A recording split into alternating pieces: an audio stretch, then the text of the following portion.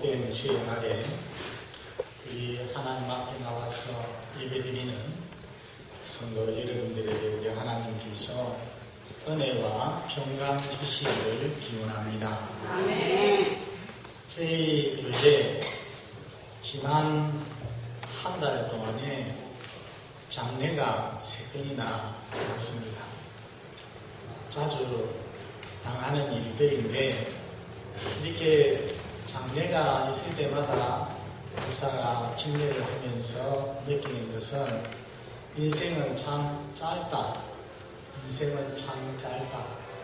어떤 사람은 90이 넘어서 돌아가시기도 하지만은 그래도 느끼는 것이 인생은 참 짧다. 여러분 시편 39편에 보면은 다윗이 우리 인생의 길이가 손넓이만큼 되게 하셨다라는 말씀이 있습니다. 손넓이만큼. 우리는 생각 없이 그냥 생각하면 손넓이를 여기서 여기라고 생각할 수 있습니다. 그러나 이것은 손 길이죠. 넓이가 아닙니다. 그래서 손넓이는 손을 이렇게 눕혀가지고 여기에서 여기까지가 손넓이입니다. 하나님께서 어떻게 우리 인생에게 딱 맞추어 말씀을 했다 생각합니다. 손가락 하나가 20년이라고 생각합니다. 20, 40, 60, 80, 100 보통 이 정도 요즘 살지 않습니까? 그래서 저는 지금 3칸 뛰어넘었습니다. 근데 우리 인생 그렇게 긴 세월 같지만은 우리 긴 인생 같지만은 그래도 놓고 보면은 이렇게 손바닥 넓이만큼 밖에 안 되는 짧은 인생이다라는 것입니다. 여러분, 그래서 우리 인생을 가만히 보면은 젊어도 이 세상을 떠나기도 하고요. 늙어서도 떠나기도 하고요. 몸이 건강해서 돌아가시지 않을 것 같다 하고 싶은 사람도 떠나기도 하고요. 아주 얼굴이 예쁜 사람도 때가 되면은 떠나기도 하고요. 엄청난 권력을 가진 사람도 때가 되면 떠나기도 하고요. 그래서 아주 유명한 목사님, 그런 목사님도 때가 되면은 이 세상을 떠나게 됩니다. 그래서 짧은 인생이면서 2번 다시 살 수 없는 단 한 번 사는 생애를 모두 다 살아갑니다. 내가 2번, 3번 이 땅에 다시 살아갈 수가 있으면은 내가 조금 한 번 정도는 내 묵대로 그냥 살아볼 수도 있지만은 그러나 단 한 번 사는 생애이기 때문에 우리는 하나님 앞에서 우리의 삶을 정말 존중하게 그렇게 살아가야 하는 것입니다. 다람쥐 철학기 돌듯이 의미 없이 살아서는 안 된다는 말씀이죠. 목적 없이 살아서는 안 된다. 되는 대로 살아서는 안 된다. 그러면은 어떻게 살아야 하겠습니까? 여러분 오늘 말씀에 한번 보시기 바랍니다. 15절을 같이 읽어보겠습니다. 시작. 그런즉 너희가 어떻게 행할지를 자세히 주의하여 지혜 없는 자 같이 하지 말고 오직 지혜 있는 자 같이 하여. 이 말씀을 가만히 보면은 우리가 어떻게 살아야 한다고 말씀합니까? 지혜롭게 살아야 한다고 말씀합니다. 한번 따라서 합시다. 지혜롭게 살자. 지혜롭게 살자. 네, 오늘 설교의 제목입니다. 여러분 어떻게 사는 것이 지혜롭게 사는 것이겠습니까? 구약 성경을 가지고서 보면은 지혜롭게 사는 것은 단 한 문장으로 줄일 수가 있습니다. 지혜롭게, 인간이 지혜롭게 사는 것은 어떻게 사는 것이냐? 그것은 하나님을 경외하면서 사는 삶입니다. 여러분 이 땅에서 다른 거 좀 부족할지라도 다른 거 좀 못할지라도 하나님을 알고 하나님을 잘 섬기면서 하나님 경외하면서 살아가시기를 바랍니다. 이게 인간의 본분입니다. 그렇게 살아가는 것이 지혜 있는 삶인 것입니다.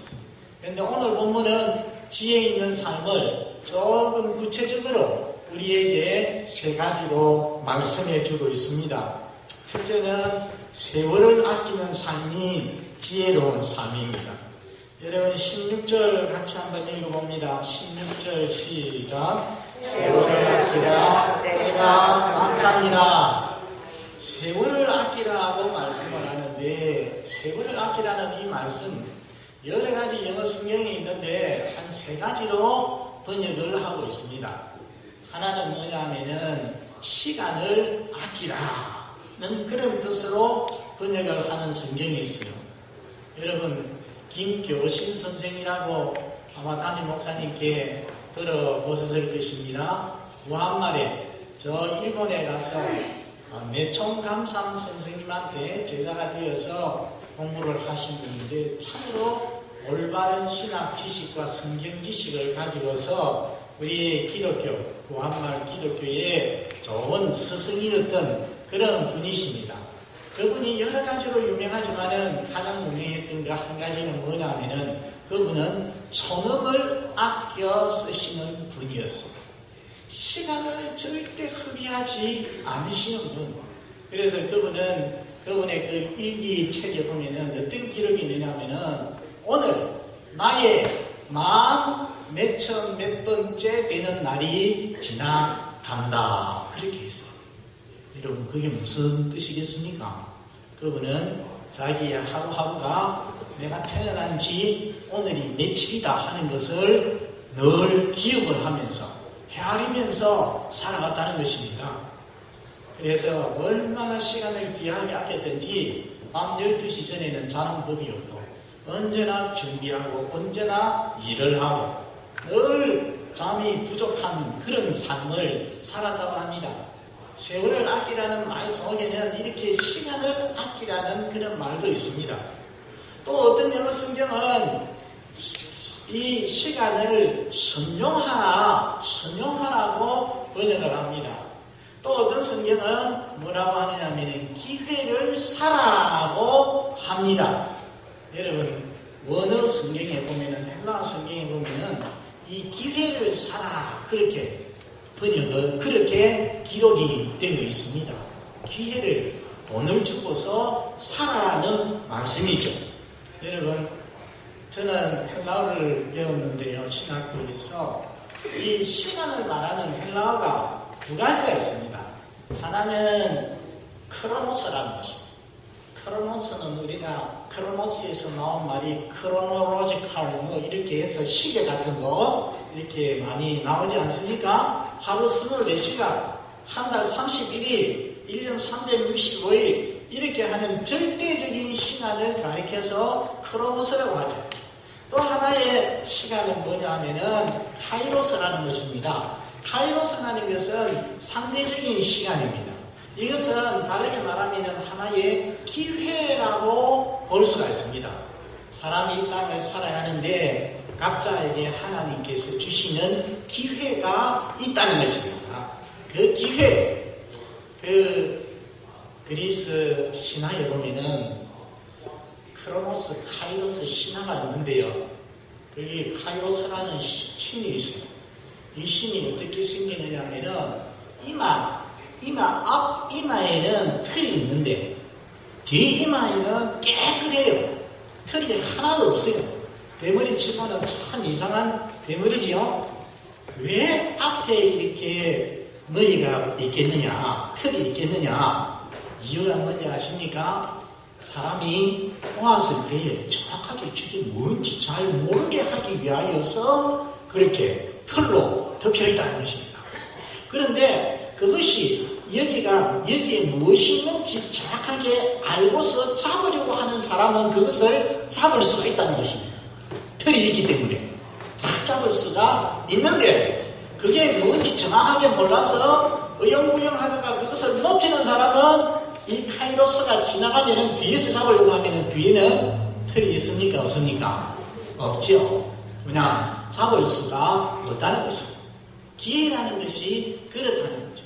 기회가 항상 내 앞에 머물러 있어서 항상 잡을 수 있는 것이 아니라 기회는 지나가는 것인데 지나가기 전에 내 앞에 왔을 때에 내가 그것을 잡을 수 있어야 한다는 것입니다. 그 기회를 잡을 때는 그냥 잡으려고 하면 안 되고 기회를 뭐 하라고 했습니까? 사라고 했거든요.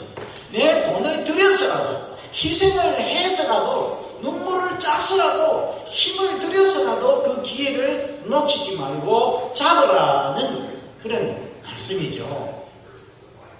성도 여러분, 저도 그렇고 여러분도 그렇고 한평생을 살 때에 하나님께서 주시는 기회들이 많이 있습니다.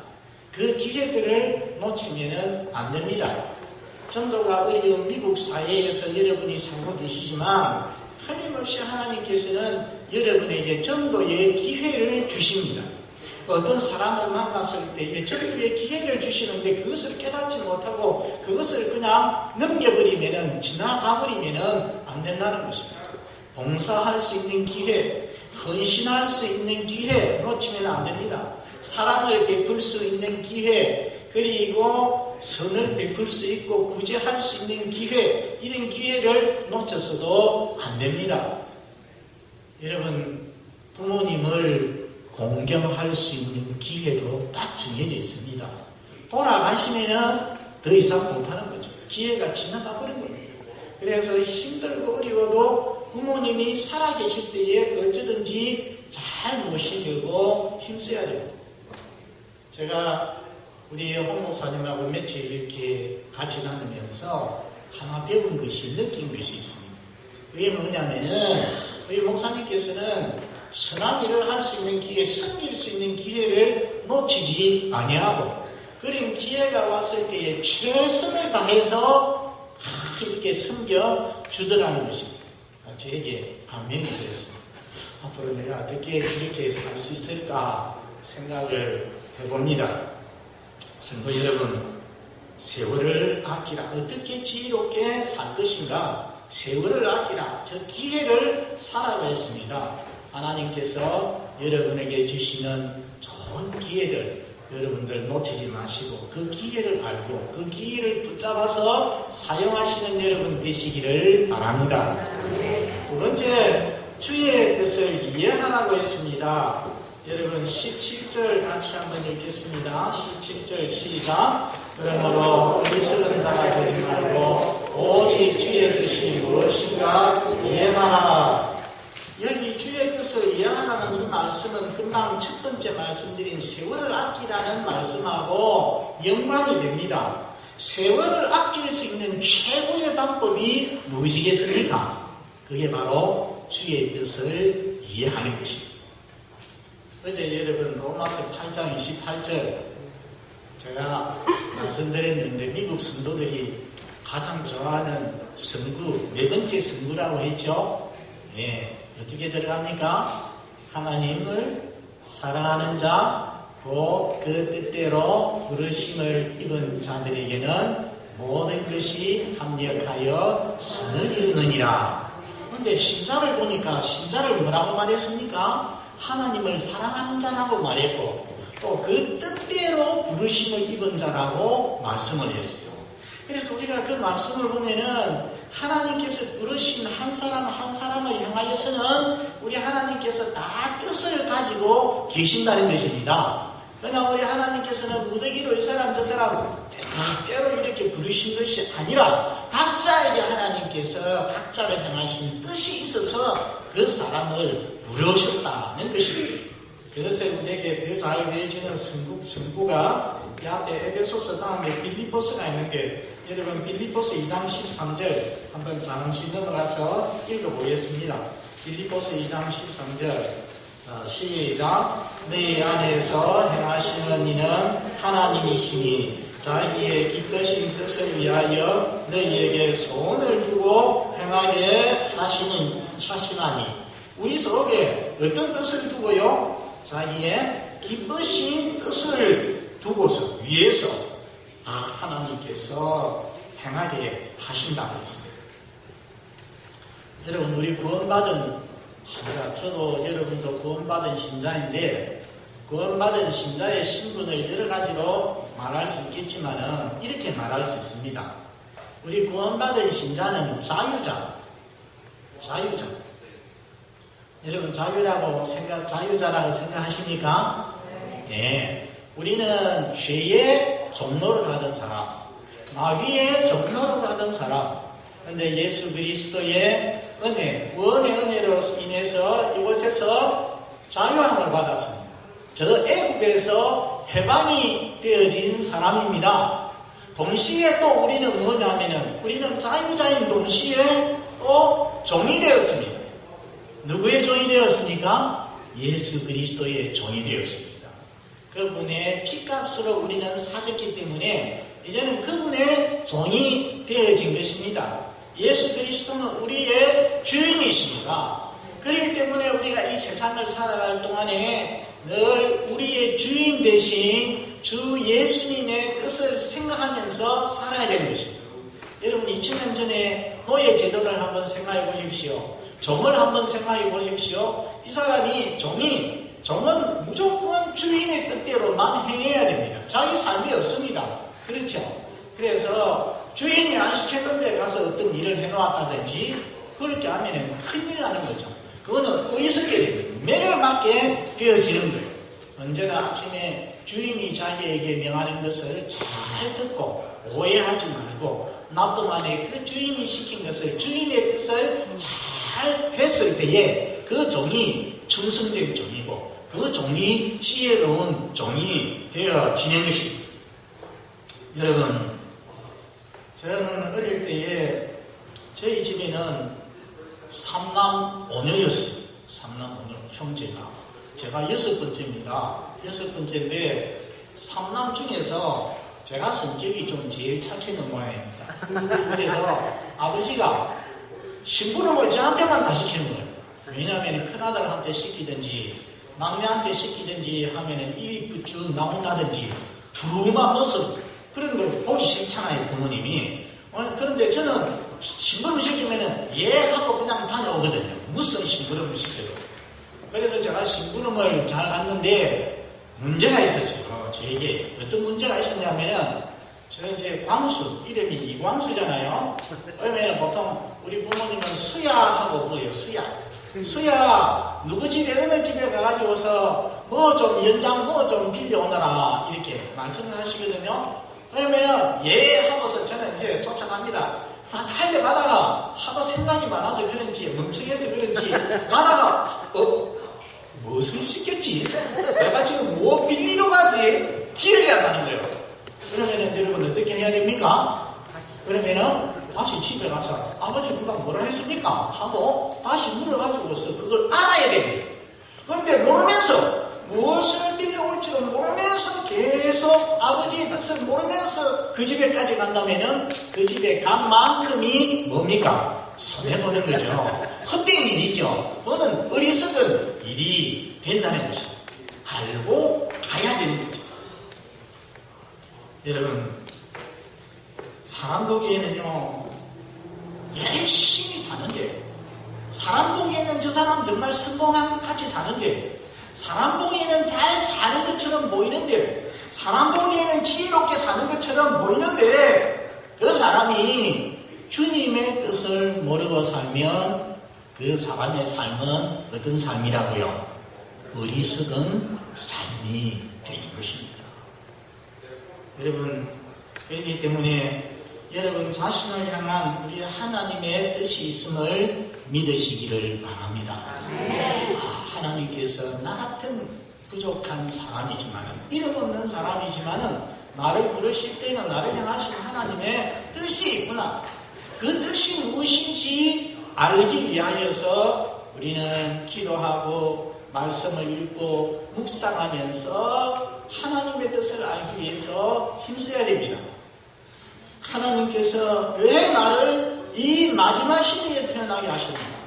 하나님께서 왜 나를 이 미국에 태어나게 하셨는가?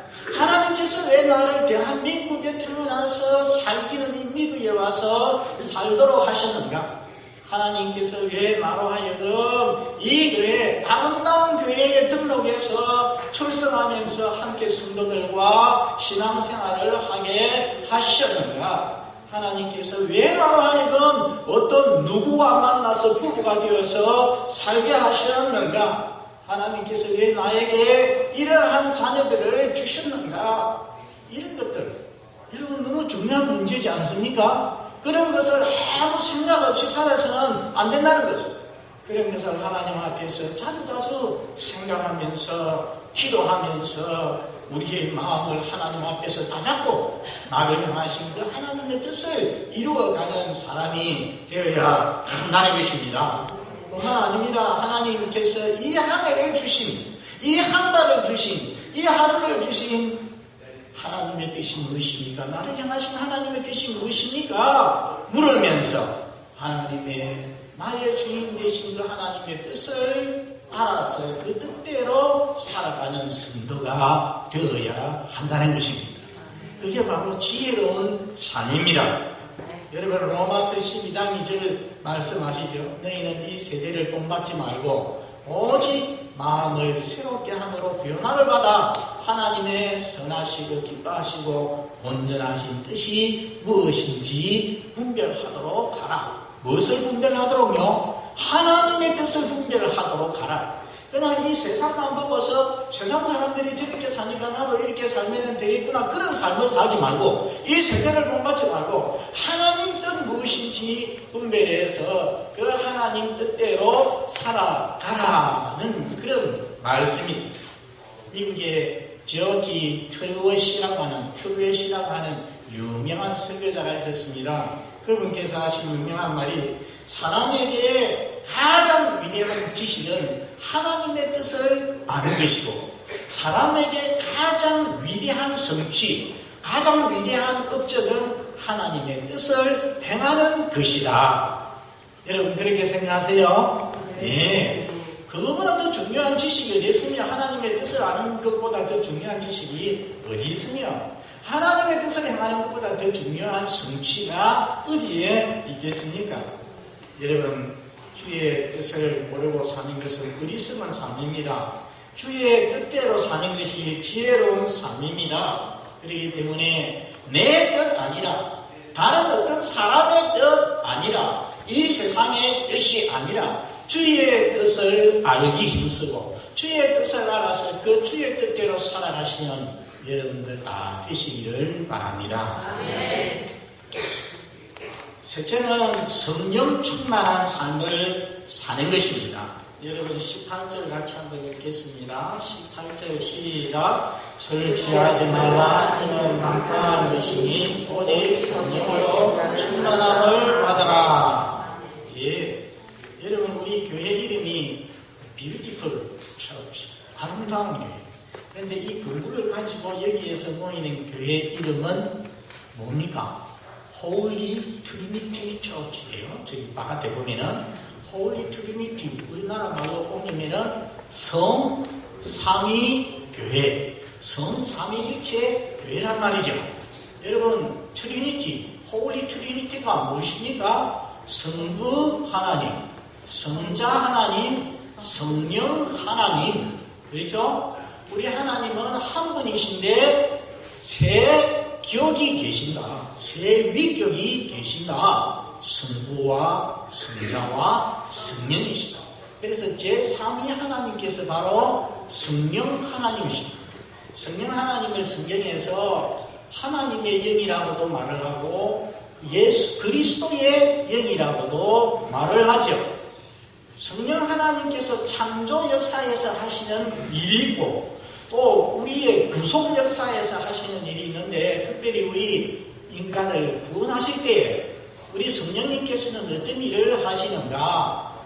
여러분 우리로 하여금 거듭나게 하시고 우리로 하여금 예수 믿게 하시는 분이 성령님이십니다. 예, 그러니까 성부 하나님께서는 창세전에 우리를 사랑하사 택하여 주셨죠. 성자 하나님은 2000년 전에 이 세상에 오셔서 그 구원을 우리를 구원하시기 위해서 직접 살아주시고 십자가에서 죽어주셔서 구원을 이루셨습니다. 이 예수 그리스도께서 이루신 구원을 모든 시대에 하나님께서 택하신 백성들에게 적용시키는 역사를 일을 하시는 분이 누구시다? 성령님이세요.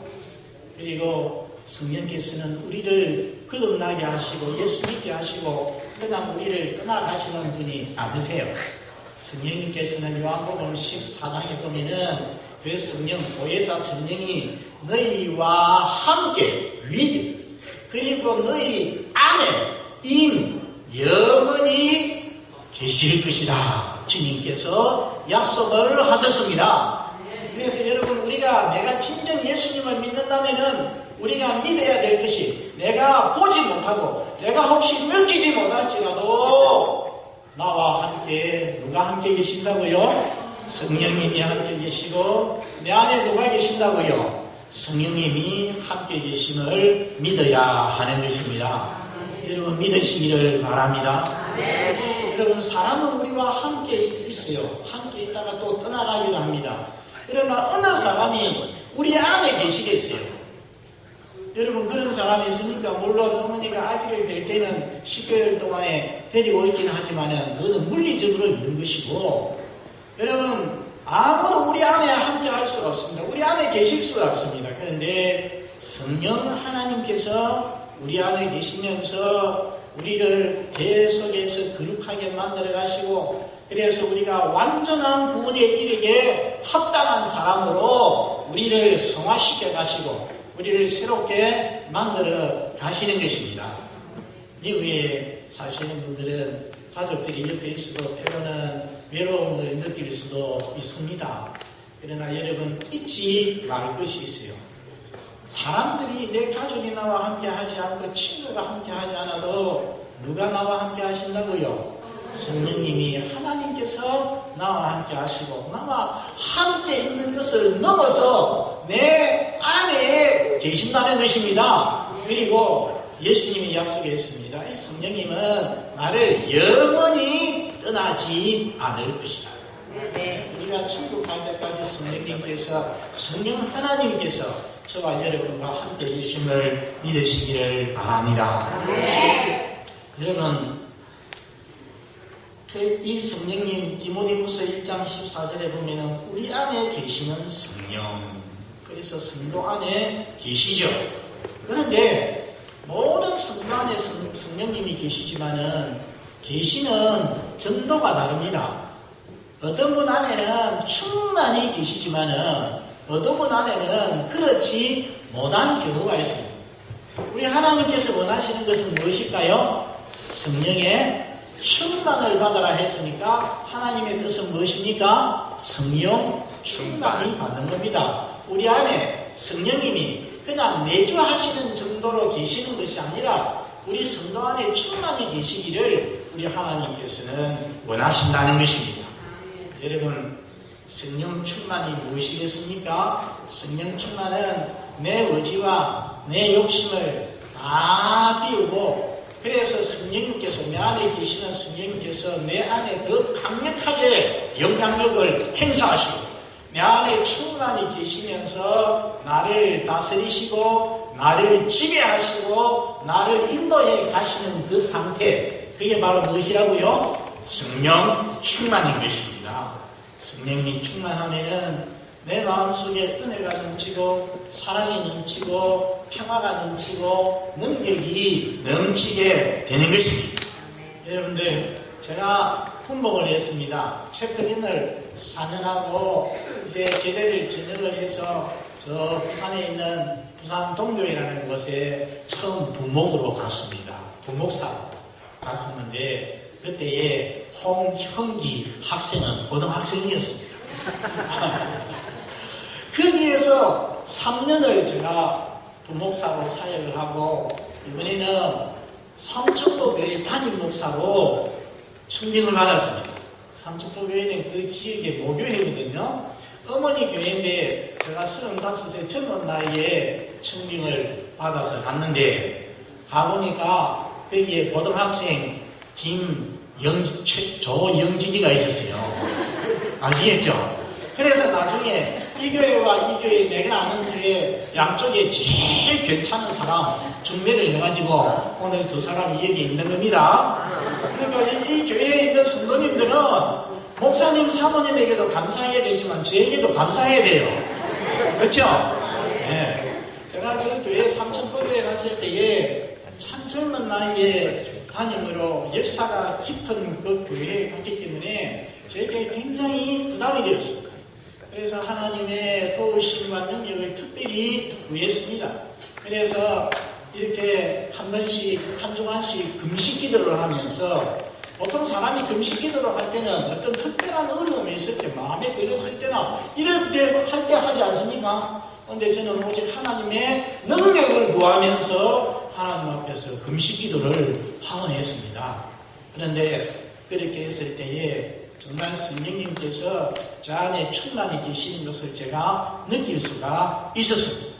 어릴 때는 때로는 설교를 작성을 하는데 설교 작성이 아무 막힘이 없이 그냥 쭉 한두 시간 만에 끝이 나버리기도 하고 성령님이 인도를 하시는 거예요. 그리고 주일날에 서원고를 가지고서 이렇게 설교를 하실 때에 내 뒤에 아무도 없는데 하나님께서, 성령 하나님께서 내 어깨를 꽉 잡아주시는 것 같더라고요. 그래가지고서 권세 있게 말씀을 전할 수 있도록 하시는 것을 제가 느꼈습니다. 그때까지는 제가 신학생으로서 또 목사 일을 하면서 성령 충만을 있었는 적은 있겠지만 느끼지를 못했는데 성령 충만이 강하게 되니까 자기 자신이 느낄 수 있도록 되더라는 것입니다.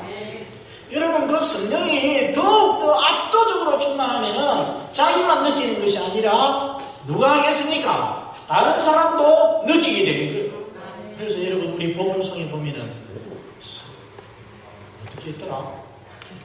서로가 성령의 충만을 서로가 느껴요 하는 찬양이 있잖아요. 그렇죠? 어떻게 부릅니까? 성령의 충만을 서로가 느껴요 하는 하여튼 그런 가사가 있어요. 지금 빨리 생각이 안 나는데 그렇게 되는 것입니다. 그러면은 여러분, 어떻게 성령 충만하겠습니까? 세 가지로 간단하게 말씀을 드리면은 자기를 비워야 돼요. 자기를. 여러분, 물이 들어있는 통에 기름으로 채울 수 있습니까? 없습니까? 생각해 보십시오. 기름은 물에 떠버리잖아요.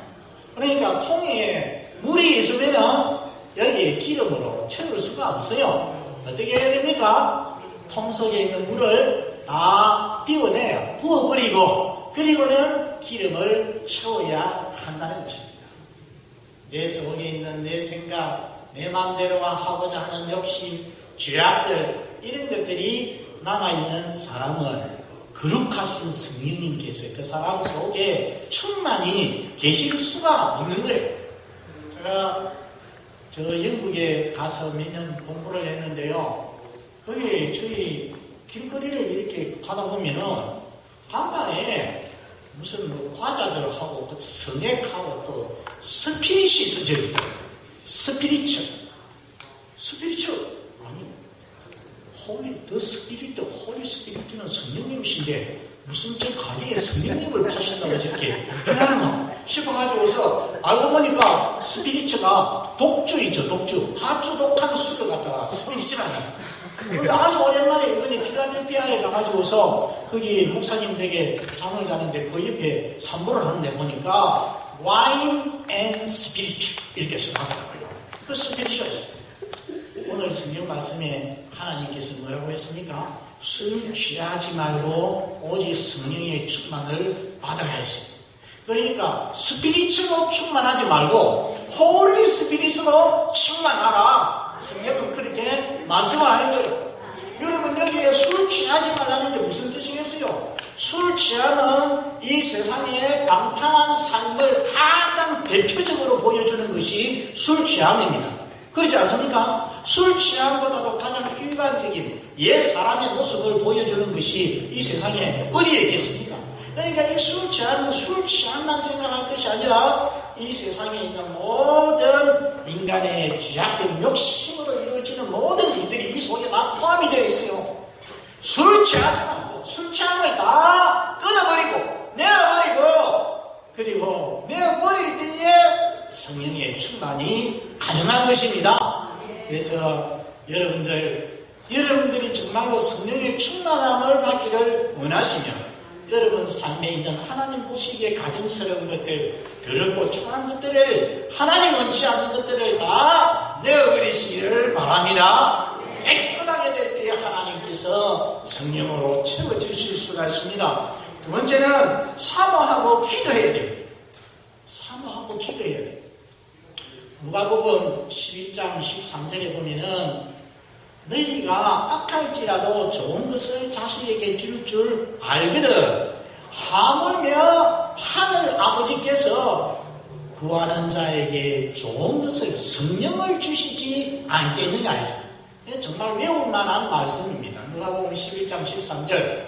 그런데 이 똑같은 말씀이 산상보훈에 마태복음 7장에 보면은 어떻게 되어 있느냐면은 하물며 하늘에 계신 아버지께서 너희 아버지께서 구하는 자에게 좋은 것을 주시지 않겠느냐 했어요.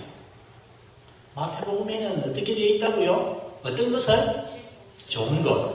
누가복음 11장에는 어떤 것을? 성령을 주시지 않겠느냐. 여러분 이 어떤 관계가 있을까요? 하나님께서는 우리에게 좋은 것 주시는데 하나님께서 우리에게 주실 수 있는 가장 좋은 것이 바로 무엇이라는 겁니까? 성령님이십니다. 그리고 우리 성도가 이거는 구원받지 않는 자가 아니고 구원받지 않는 자에게 하나님이 주실 수 있는 가장 좋은 것은 구원이죠. 구원받은 성도에게 하나님께서 주실 수 있는 가장 좋은 것은 성령님이고 그리고 구원받은 우리 성도가 하나님께 받을 수 있는 가장 좋은 것도 무엇이란 말입니까? 성령님이란 말이에요. 그래서 우리 성도들은 거기 보면은 주시지 않겠느냐 구하는 자에게 주시지 않겠느냐 했으니까 어떻게 하라는 것입니까? 구하라는 것입니다. 성령을 구하라는 것입니다. 성령을 충만을 하나님 앞에 구하라는 것입니다. 오스왈드 챔버스라는 사람이 있었습니다. 이 사람은 오스왈드 챔버스 하나님은 나의 최고봉이라고 하는 베스트셀러를 썼죠. 이분이 하나님의 은혜와 성령에 사로잡히게 된 계기가 바로 누가복음 11장 13절에 사로잡힐 때였습니다. 이 약속을 믿고서 그가 성령을 구하고 그래서 이 사람은 성령 충만해서 어디로 가든지 성령의 임재가 그분이 가는 곳에 느껴졌다고 합니다. 대단하죠. 그분이 군목으로 저 이집트에 가가지고서 전쟁터에서 죽었습니다.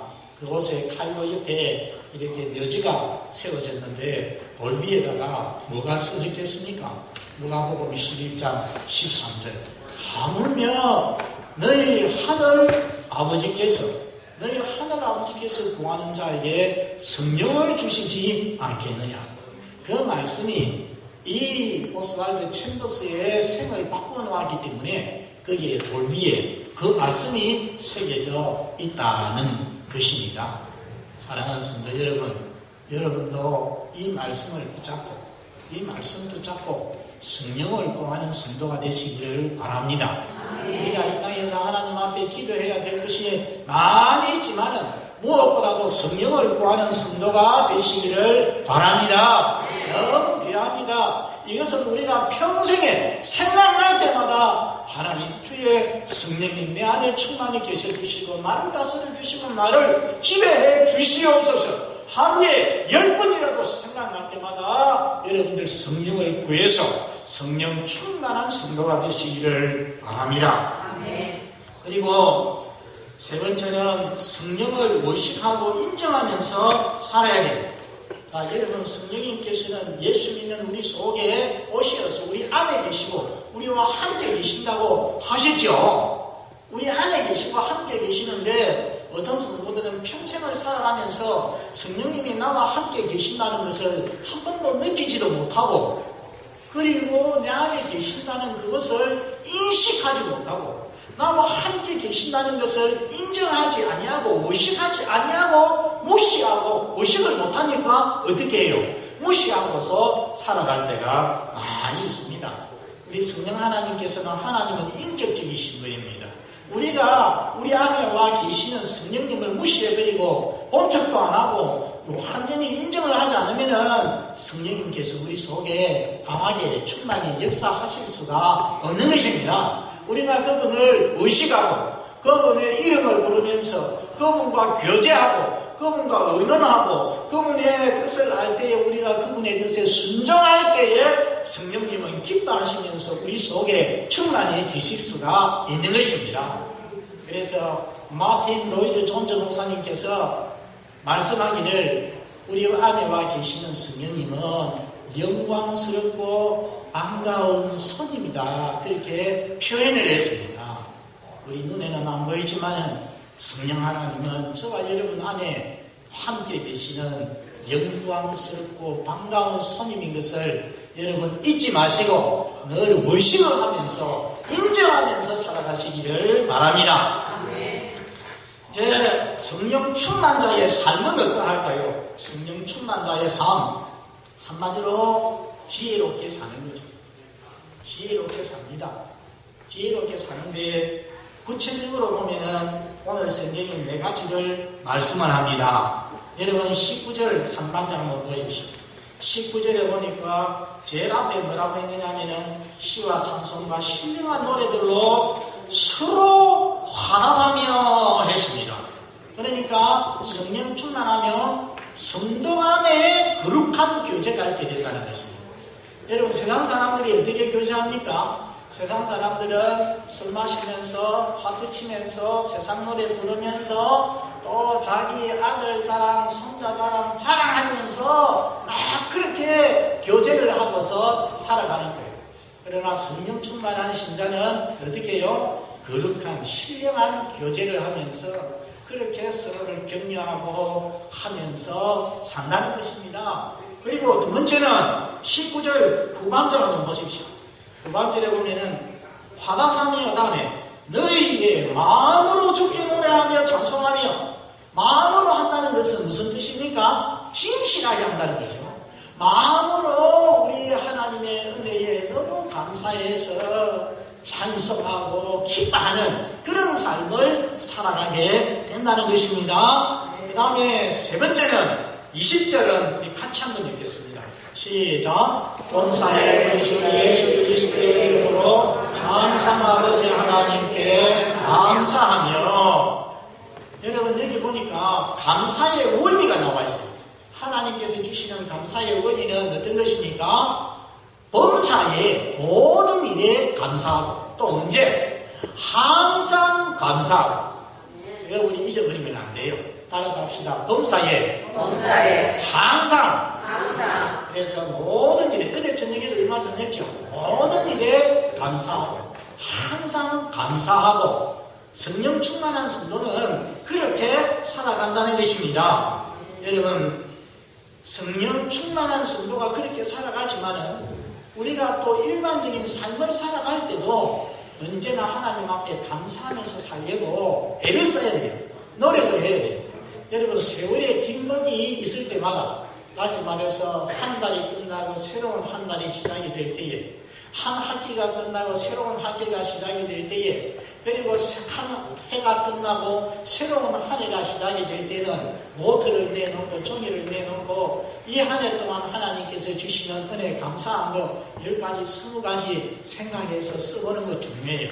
감사절이 닥쳤을 때에 그동안에 하나님께서 전반기에 베풀어 주신 은혜 감사한 것, 가정적으로 내 개인적으로 교회적으로 국가적으로 감사한 것이 무엇인지 써보면서 하나님 앞에 감사하고 그리고 또 하나님 앞에 감사의 예물을 드리는 것이 중요합니다. 어떤 성도들은 1년가도 감사한 것 한번 드리지 않는 경우가 있어요. 저 사람은 과연 예수님을 믿는 사람일까? 하나님의 은혜를 아는 사람일까? 의심이 된다고요. 우리 성도는 적어도 한 달에 한 번 정도는 지난 한 달에 하나님께서 나에게 어떤 은혜를 베푸셨는지 우리가 돌아보면서 그리고 하나님 앞에 감사의 표를 할 수 있는 사람이 되어야 하는 것입니다. 여러분 감사하면서 사시기를 바랍니다. 그리고 마지막으로 충만자의 성령 충만자의 삶 21절입니다. 21절 다 같이 읽습니다. 시작. 그리스도를 동행함으로 피차 복종하라. 피차 복종하라는 말씀은 서로 복종하라는 말씀 아니겠습니까? 그런데 피차 복종하라는 이 말씀 다음에 이어지는 말씀을 보면은 복종하라는 말씀이 여러 번 나옵니다. 자, 여러분 그 다음에 나오는 22절 보세요. 누가 누구에게 복종하라 했습니까? 아내들이여 남편에게 복종하라고 했습니다. 6장 1절에 보십시오.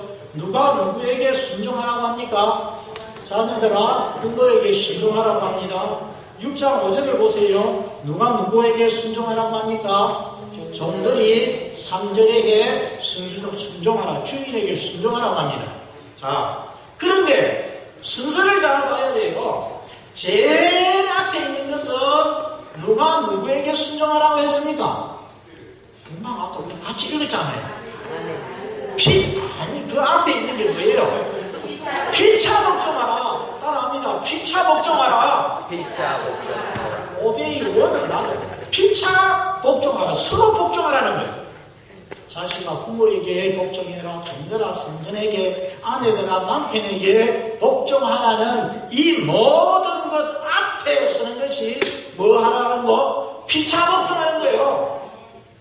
그래서 우리 성도들은 너무 아내를 보고서 남편에게 복종하라고 해놨지 않느냐 하면서 복종을 너무 강요하지 마세요.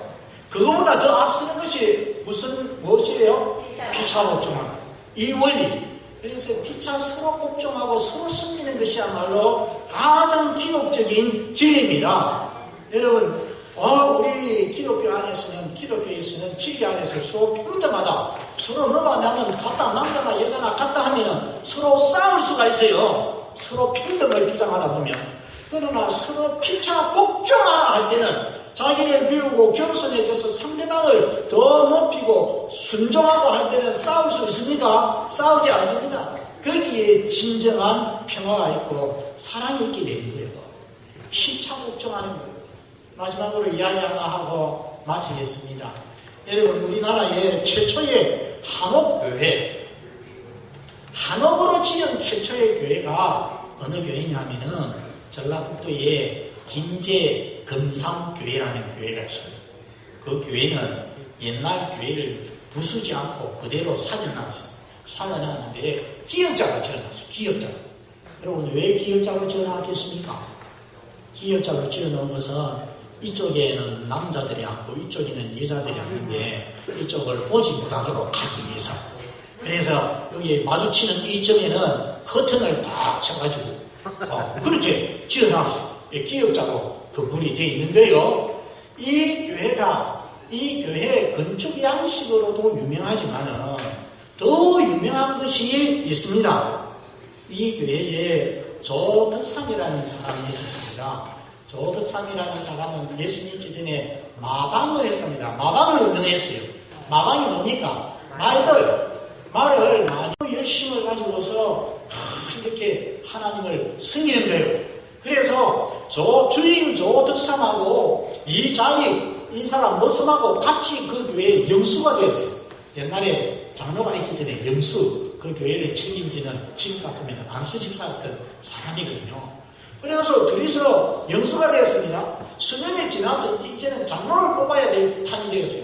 장로 투표를 하는데 놀랍게도 머슴이 장로 당선이 되어버리고, 그리고 주인은 떨어졌어요. 그때만 해도 주인하고 머슴은 엄청난 차이가 나지 않습니까? 그러니까 그 앉아있던 교인들이 모두 다 사색이 되었습니다. 이 일을 어떻게 하면 좋을까? 투표를 없는 것으로 해버릴까? 막 이렇게 소동소동 수근수근 하니까 이 조덕삼 씨가 앞에 나와가지고서 금상교회 성도 여러분, 정말 여러분들은 훌륭하고 지혜로운 선택을 하셨습니다. 우리 집에 함께 일을 하고 있는 이 이자익 씨는, 이자익 청년은 너무나도 열심히 있고 하나님을 사랑하는 사람으로서 좋은 장로가 될 것입니다. 제가 장로가 되면은 저는 그분을 잘 섬길 것입니다. 하니까 그 분위기가 어떻게 되겠어요? 가라앉아 버렸어요. 가라앉고 모두 다 감동하고. 그래서 그 다음부터는 질투하거나 시기하는 것이 없이 교회 오면은 깍듯이 그 이자익 씨를 장로로 그렇게 순종하고 따르고, 때로 목사님이 설교사님이 안아가지고서 설교를 하면은 그 앞에서 무릎을 꿇고 앉아가지고서 그 조덕삼 씨가 자기 머슴 앞에 무릎을 꿇고 앉아가지고서 하나님 말씀을 들었다는 거 아닙니까? 그리고 이 이자익 씨를 평양 신학교에 보냈습니다. 그 신학교에 드는 경비 가족, 이자의 가족들 생활비 전부 다 조덕삼 영수가 다 되어줬습니다. 나중에 이분은 장로가 되었지만은. 그래가지고 다 되어져서 이분이 훌륭한 목사님이 되었을 때에 금산교회 제2대 담임 목사로 또 청빙을 해가지고 이제는 자기가 장로가 돼가지고서 이 목사님을 모시고 섬기면서 살아가는 거예요. 여러분 참 얼마나 귀합니까? 얼마나 귀합니까?